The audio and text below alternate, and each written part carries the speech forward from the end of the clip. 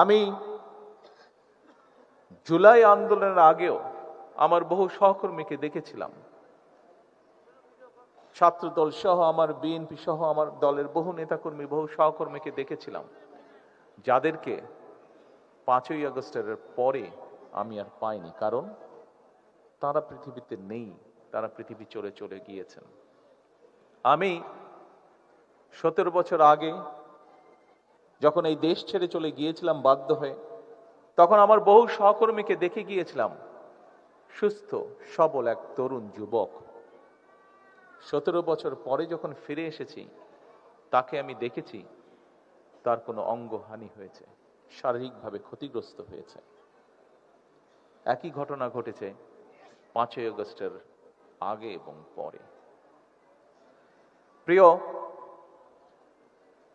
সকল উপস্থিতিবৃন্দ, জুলাই শহীদ পরিবারের সদস্যবৃন্দ, জুলাই যোদ্ধাবৃন্দ, স্বৈরাচার বিরোধী আন্দোলনের সকল যোদ্ধাবৃন্দ যারা এখানে উপস্থিত আছেন, দেখুন, আপনি যখন স্বৈরাচারের বিরুদ্ধে জুলাই আন্দোলনের আগে, বিগত এক যুগে এবং জুলাই আন্দোলনের সময় মাঠে নেমেছিলেন, আপনার উদ্দেশ্য, লক্ষ্য কি ছিল?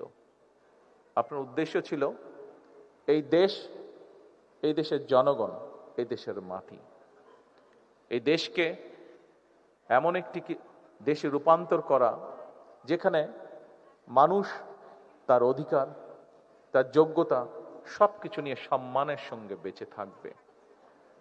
এই দেশের মানুষ নিরাপদে চলবে, তার যোগ্যতা অনুযায়ী তার প্রাপ্য সম্মান সে পাবে, তার ন্যায্য অধিকার সে পাবে।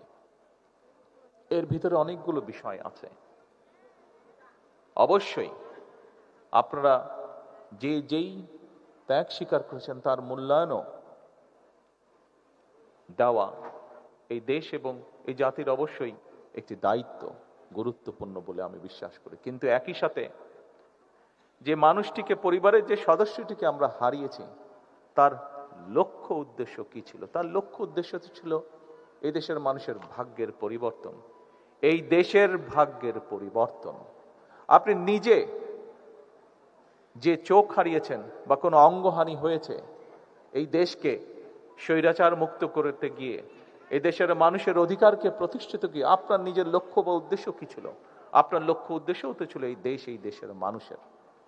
তাহলে এখন যখন একটি পরিবর্তন হয়েছে, এখন যখন এই দেশের মানুষ স্বৈরাচার মুক্ত একটি দেশকে প্রতিষ্ঠিত করতে পেরেছে, তাহলে যে জন্য আপনি সেদিন নিজের জীবন বাজি রেখে রাজপথে এসেছিলেন, যে জন্য সেদিন আপনাকে দেখে উদ্বুদ্ধ হয়ে এই দেশের লক্ষ কোটি জনতা দলমত নির্বিশেষে, রাজনৈতিক নিরপেক্ষ জনতা সেদিন যে নেমে এসেছিল, সেই নেমে আসাটাকে কেন আমরা শ্রদ্ধার সঙ্গে গ্রহণ করব না? প্রিয় ভাই বোনেরা, আমি সকল সময় বলে থাকি, 5ই আগস্ট যে অর্জন আমরা করেছি, এই অর্জন কোনো একক ব্যক্তি, কোনো একক রাজনৈতিক দলের অর্জন নয়, বরং এই অর্জন দল মত নির্বিশেষে বাংলাদেশের প্রত্যেকটি গণতন্ত্রকামী, প্রত্যেকটি শান্তিপ্রিয় মানুষের এটি অর্জন। এই অর্জন করতে গিয়ে আপনাদের যারা উপরে বসে আছেন, এ পাশে যারা বসে আছেন আমার হাতের ডান দিকে, তারা হয়তো দেখতে পাচ্ছেন, নিচে যারা বসে আছেন তারা প্রত্যেকে যদি আপনাদের ডান দিকে তাকান, দেখবেন একটি ব্যানার আছে, ব্যানারে লেখা আছে জুলাইয়ে শহীদ হওয়া সর্বকনিষ্ঠ ফুলগুলো। জাতিসংঘের হিসাব অনুযায়ী 65 জন শিশু সেদিন শহীদ হয়েছিল। এই বাচ্চাগুলো শহীদ হয়েছিল, তাদের কি কোনো অপরাধ ছিল? তাদের অপরাধ ছিল না। কিন্তু দেশকে স্বৈরাচার মুক্ত করতে গিয়ে যেভাবেই হোক এই শিশুগুলো সেদিন জীবন দিয়েছে। এইরকম এখানে স্বরাষ্ট্রমন্ত্রী উল্লেখ করে গিয়েছেন যে জাতিসংঘের হিসাবে প্রায় 1400 মানুষ সেদিন শহীদ হয়েছিলেন। সেই উত্তাল দিনগুলোতে যতটুকু সম্ভব হয়েছে আমার পক্ষে, আমি যতটুকু বিভিন্নভাবে শত বাধা বিপত্তির মধ্যেও বিভিন্নভাবে খোঁজ করছিলাম আমার নেতাকর্মীদের মাধ্যমে। এই রাকিব সেদিন সেখানে ছিল, সেই মধ্যে আমাদের আবিদ সেখানে ছিল সেদিন, এই পাটোয়ারি সেখানে ছিল সেদিন, আরো অনেকে এখানে উপস্থিত যারা সেদিন, যাদের মাধ্যমে আমি বিভিন্নভাবে খোঁজ করছিলাম। আমার হিসাব মতেন, হ্যাঁ অনেকে অনেক হিসাব দিয়েছে, কিন্তু আমার হিসাবের মতে শুধু জুলাই আন্দোলনেই শহীদ হয়েছে অন্তত 2000-এর মতন মানুষ। 30,000-এরও বেশি মানুষ বিভিন্নভাবে সেদিন ক্ষতিগ্রস্ত হয়েছেন শারীরিকভাবে। আজকে সমগ্র বাংলাদেশের মানুষের প্রত্যাশা, যে জন্য এতগুলো মানুষ জীবন দিয়েছে, এই মঞ্চে অন্তত আমি আমার কথা এবং স্বরাষ্ট্রমন্ত্রীর কথা বলতে পারি। মঞ্চের সামনে খোকন বসে আছে, মঞ্চের সামনে রাকিব বসে আছে, পাটোয়ারিকেও মাঝে মাঝে দেখি আমি, সত্তার পাটোয়ারিকে আমি মাঝে মাঝে দেখি শারীরিক যন্ত্রণায় আত্মনাদ করে। আমরা অত্যাচারিত হয়েছি, শারীরিকভাবে অত্যাচারিত হয়েছি। প্রত্যেকটা, যে কটি নাম বলেন, প্রত্যেকটা মানুষ, এখানে আরো শত শত মানুষ আপনারা যারা বসে আছেন এখানে আছেন, বিভিন্নভাবে শারীরিকভাবে নির্যাতিত হয়েছেন। শারীরিক যন্ত্রণার সাথে সাথে শারীরিক নির্যাতনের মাধ্যমে মানসিকভাবে নির্যাতিত হয়েছেন। এখানে তো প্রায় সকল যারা উপস্থিত আছেন নির্যাতিত প্রত্যেকটি মানুষ গায়েবী মামলার শিকার হয়েছেন। সমগ্র বাংলাদেশে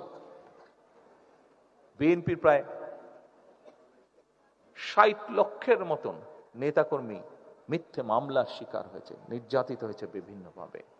কিন্তু প্রিয় ভাই বোনেরা, আজকে আপনাদের সকলের কাছে একটি সহযোগিতা চাই আমি, যে আপনজনকে আপনারা হারিয়েছেন, তারও তো লক্ষ্য ছিল এই দেশের মানুষের ভাগ্যের পরিবর্তন, তারও তো লক্ষ্য ছিল এই দেশের ভাগ্যের পরিবর্তন। আপনি যে এই মানুষটি নিজে ক্ষতিগ্রস্ত হয়েছেন কোনো না কোনো ভাবে, তারও তো লক্ষ্য ছিল এই দেশের মানুষের ভাগ্যের পরিবর্তন, এই দেশের মানুষের রাজনৈতিক এবং অর্থনৈতিক অধিকার প্রতিষ্ঠিত করা।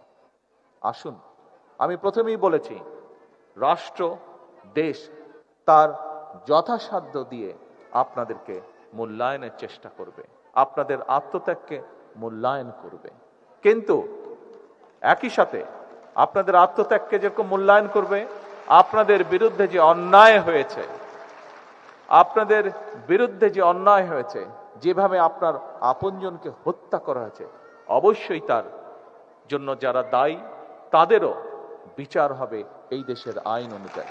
তবে এবং আপনারা দেখেছেন এখানে এই মঞ্চ থেকে আপনাদের জানা আছে, তারপরেও আপনাদেরকে স্মরণ করে দেওয়ার জন্য স্বরাষ্ট্রমন্ত্রী উনি উল্লেখ করেছেন এরই ভিতরে কতগুলো বিচার কার্য সম্পন্ন হয়েছে, লোয়ার কোর্টে বিচার কার্য সম্পন্ন হয়েছে।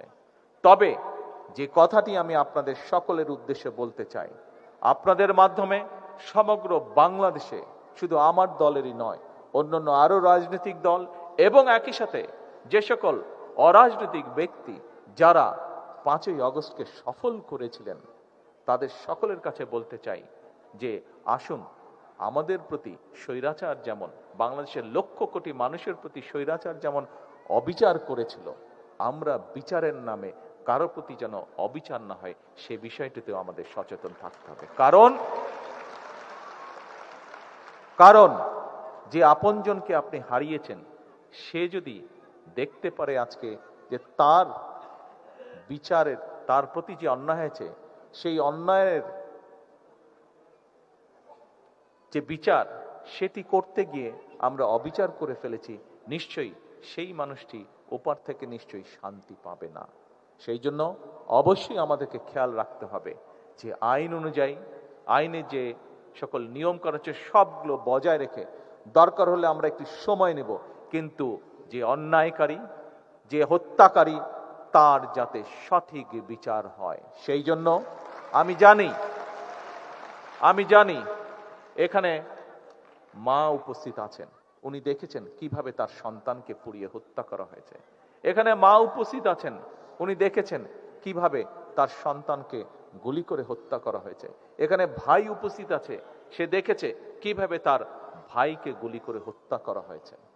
আপনাদের এই কষ্টের বিপরীতে শুধু একটি কথাই আমি বলতে চাই, দেখুন আপনাদের যেই কষ্ট, সেই কষ্টটি আমিও বুঝি, অনুভব করতে পারি। যে শারীরিকভাবে নির্যাতিত হয়েছেন, যেই নির্যাতনের কষ্ট আপনাদেরকে এখনো স্বৈরাচারের সময় থেকে শুরু করে 5ই আগস্টে জুলাই আন্দোলনে অনেকেই, বহু হাজারো লক্ষ মানুষ শারীরিক নির্যাতনের শিকার হয়েছেন। সেই নির্যাতনের যে কষ্ট আপনাদেরকে এখনো ভোগ করে বেড়াতে হচ্ছে, সেরকম শারীরিক কষ্ট বলুন, মানসিক কষ্ট বলুন, প্রত্যেকটি কিন্তু আমাকেও ব্যক্তি হিসাবে ভোগ করতে হচ্ছে বা আমাকেও বয়ে বেড়াতে হচ্ছে। কাজেই আপনাদের সেই কষ্ট, সেটি মানসিক হোক, সেটি শারীরিক হোক, আমি কিছুটা হলেও অনুভব করতে সক্ষম।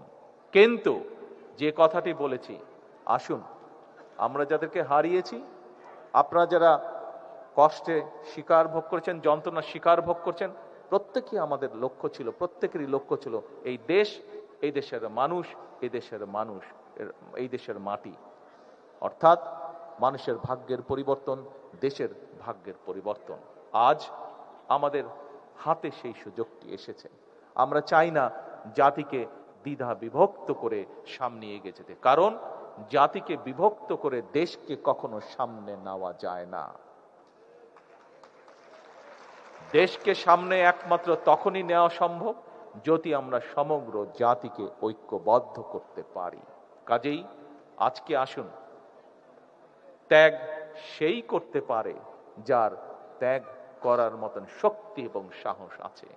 বাংলাদেশ জাতীয়তাবাদী দল, শহীদ রাষ্ট্রপতি জিয়ার দল, দেশনেত্রী বেগম খালেদা জিয়ার দল, বাংলাদেশের অস্তিত্বে যারা বিশ্বাস করে, বাংলাদেশের গণতন্ত্রে যারা বিশ্বাস করে, আমি একজন রাজনৈতিক কর্মী হিসাবে বিশ্বাস করি, এইরকম প্রত্যেকটি মানুষের সেই সাহস এবং সেই শক্তি আছে, যার বলে আমরা ক্ষমতা রাখি যে দেশকে ঐক্যবদ্ধ করার, যার বলে আমরা সেই শক্তি রাখি দেশকে ঐক্যবদ্ধ রাখার।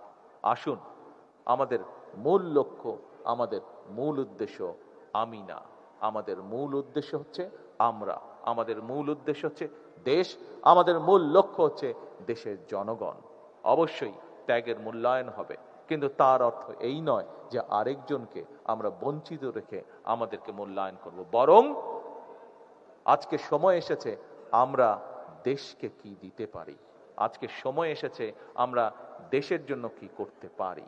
আমাদের কষ্ট, আমরা যদি, আপনারা যা যেটি দাবি করেছেন, আমরা যদি রাষ্ট্র যদি সকল কিছু আপনাদের পূরণ করে, যাকে আপনি হারিয়েছেন তাকে কি আপনি ফিরে পাবেন? আপনি কি ফিরে পাবেন তাকে? যে আপনজনকে আপনি হারিয়েছেন ফিরে পাবেন? তো নাটা একটু জোরে বলতে সমস্যা কোথায়? যদি এটি সত্যি হয়ে থাকে তাহলে না বলতে সমস্যা কোথায়? আপনার যে দৃষ্টিশক্তি আপনি হারিয়েছেন, আপনার যে শরীরে আঘাতটি আছে এখনো, আপনার যে শরীর শারীরিকভাবে যে আঘাতের চিহ্ন রয়ে গেছে বা যন্ত্রণা রয়ে গেছে, সেটি কি সম্পূর্ণ ঠিক হয়ে যাবে? ঠিক হয়ে যাবে না। কিন্তু আমরা যদি দেশকে এগিয়ে নিয়ে যেতে পারি, আপনি গর্ব করে বলতে পারবেন, একদিন আপনার পরবর্তী ভবিষ্যৎ প্রজন্মকে আপনি বলতে পারবেন যে আপনার আপনজনের আত্মত্যাগের বিনিময়, আপনার নিজের ত্যাগের বিনিময় এই দেশের মানুষের ভাগ্যের পরিবর্তন হয়েছে, এই দেশের ভাগ্যের পরিবর্তন হয়েছে। আপনি যার জন্য কষ্ট করেছিলেন, আপনার আপনজন যে জন্য আত্মত্যাগ করেছে, সেটি সফলতার দিকে এগিয়ে যাচ্ছে। এটি আমি মনে করি আমাদের সকলের আজকের প্রত্যাশা হওয়া উচিত ছিল। প্রিয় উপস্থিতিবৃন্দ, আসুন, এখানে উপস্থিত প্রায় প্রত্যেকটি মানুষ একজন রাজনৈতিক কর্মী। অধিকাংশই ক্ষেত্রে এখানে যারা উপস্থিত আছেন, একজন রাজনৈতিক কর্মীর কাছে তার সবচেয়ে বড় লক্ষ্য উদ্দেশ্য হচ্ছে তার দলের আদর্শকে বাস্তবায়ন করা। এবং আমি যতটুকু জানি, আজকে এখানে মোটামুটি ভাবে অধিকাংশ যারা উপস্থিতি আছেন, সেই অধিকাংশ উপস্থিতির অধিকাংশই হচ্ছেন বাংলাদেশ বা বাংলাদেশি জাতীয়তাবাদে বিশ্বাসী, আদর্শে বিশ্বাসী। প্রিয় ভাই বোনেরা, আমাদের মূল লক্ষ্য, আমাদের মূল উদ্দেশ্য হচ্ছে এই দেশ, এই দেশের জনগণ, এই দেশের মাটি। আসুন আমরা চেষ্টা করি যাতে কোনো কিছু আর কোনো শক্তি আমাদেরকে এই লক্ষ্য অর্জন থেকে কোনোভাবেই আমাদেরকে বিচ্যুত করতে না পারে। আজকের এই দিনে জুলাই অভ্যুত্থানে, জুলাই শহীদ, জুলাই যোদ্ধা এবং বিগত স্বৈরাচারের 17 বছরের যত যোদ্ধা আছে তাদের প্রতি যদি সম্পূর্ণ সম্মান প্রদর্শন করতে হয়, তাহলে সেটি একমাত্র হবে তার জন্য, যার জন্য তারা স্যাক্রিফাইস করেছেন, সেই লক্ষ্য এবং উদ্দেশ্যকে বাস্তবায়ন করা। এটিই হোক আজকের এই অনুষ্ঠানের মাধ্যমে আমাদের গৃহীত শপথ, এটিই হোক আজকের এই অনুষ্ঠানের মাধ্যমে আমাদের গৃহীত প্রতিজ্ঞা।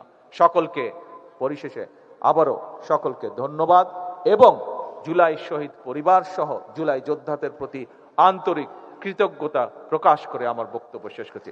আল্লাহ হাফেজ। বাংলাদেশ জিন্দাবাদ। বাংলাদেশ জাতীয়তাবাদী দল জিন্দাবাদ। আসসালামু আলাইকুম।